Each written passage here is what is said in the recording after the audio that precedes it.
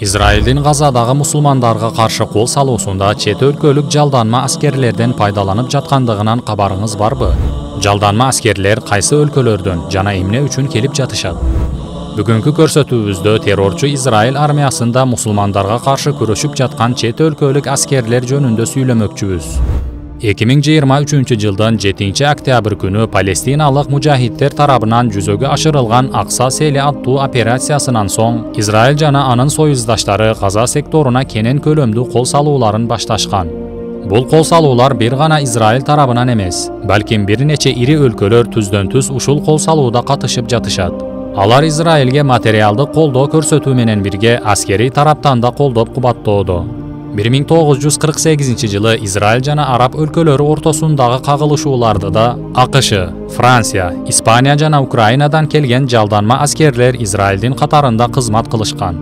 Газадагы согушта башка өлкөлөрдөн келип Израиль армиясы катарында кызмат кылып жаткандар ичинде бул ишти өзүнүн диний милдети катары деп билгендер да бар. Акча үчүн жалданма аскер болуп кызмат кылып жаткандар да бар. Жалданма аскерлердин көпчүлүгү эки өлкө жарандыгына ээ. Bir gana Fransiyanın özündө Gazadagı soğuşqa katışуу үчүн Fransiya jana Израиль жарандыгына ээ болгон 4185 киши Израиль армиясы тизмесинен өтүшкөн. Ушул абал Францияда чоң талкууну жаратты. Ал тургай Франция парламент мүчөсү Томас Портес Израиль армиясы тизмесинен өткөн Франция жарандыгына ээ болгон адамдарды кылмыш жоопкерчилигине тартуу керектигин айткан. Түштүк Африка өлкөлөрү Газадагы согушта Израилдин катарында жалданма аскер болуп кызмат кылып жаткан жарандарын кылмыш жоопкерчиликке тартуу керектиги жөнүндө мыйзамды кабыл алды. Анткени көптөгөн Түштүк Африка жарандары акча үчүн Израиль армиясы катарында Газадагы согушта катышып жатышкан болчу. Газада Израиль армиясында кызмат кылып жаткан испан жалданма аскеринин Испаниянын El Mundo гезитине берген интервьюсунда Израиль армиясы аптасына $4300 чет өлкөлүк жалданма аскерлерден пайдаланып жатканын айткан. Маалымат үчүн Израилдин мыйзамдарына ылайык Израиль жарандыгына ээ болушпаса да 24 жаштан кичүү болгон жана жок дегенде чоң атасы же чоң энесинин бирөөсү яхуди болсо, дүйнөнүн каалаган жеринен келген адамдар Израиль армиясында кызмат кылуулары мүмкүн. Мындан сырткары ар бир яхуди өзү жашап өскөн өлкөнүн жарандыгынан тышкары Израиль жарандыгын алуу укугуна ээ. Азыркы учурда ушул мүмкүнчүлүктөрдөн пайдаланган абалда эки өлкө жарандыгына ээ болгон миңдеген чет өлкөлүктөр Израиль армиясында активдүү же запастагы ыктыярдуу жоокер сыпатында кызмат кылышууда. Дээрлик эч бир Европа өлкөлөрүндө өз жарандарын Израилде согушууга тоскоолдук кылчу эч кандай мыйзам эрежелери жок. 7 октябрдан соң жалпы 360 миң запастагы аскерлер Израиль армиясына чакыртырып алынган. Алардын ичинде көптөгөн чет өлкөлүк аскерлер, айрыкча АКШ, Россия, Украина, Аргентина жана Бразилиялык ыктыярдуу аскерлер да бар.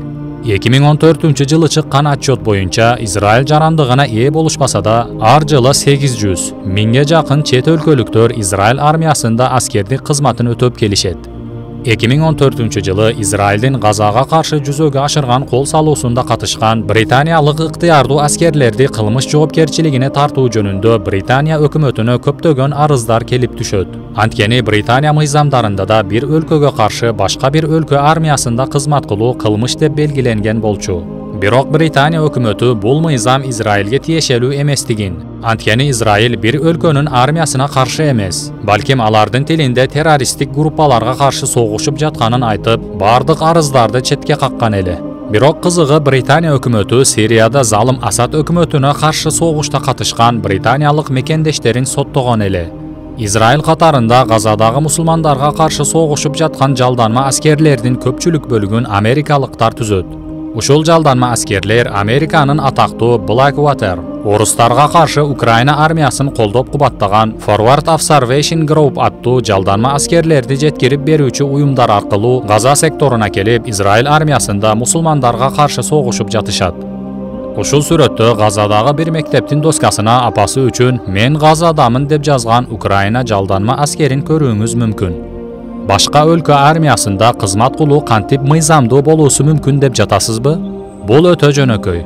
Эгер сиз мусулман эмес адамдардын пайдасына согушуп жатсаңыз, сиз баатыр деп даныкталасыз. Ал тургай сизге баатыр генерал наамы берилип, журтуңуздагы мектеп китептеринде сиз жөнүңүздө жазышат. Жана сиз үчүн Америка же Россия борбор шаарларынын биринде чоң айкелдерди курушат.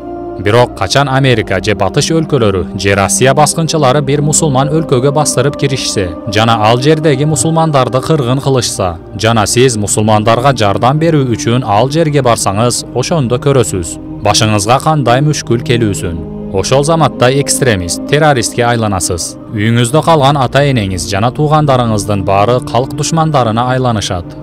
Görüp jatkanыңızda İslam jana musulmandardın düşmandары massallyk maglumat karajatları arkılı özleri kalagan ar kanday insandy batır je terrorçu kılıp körsetүүлörü mümkün.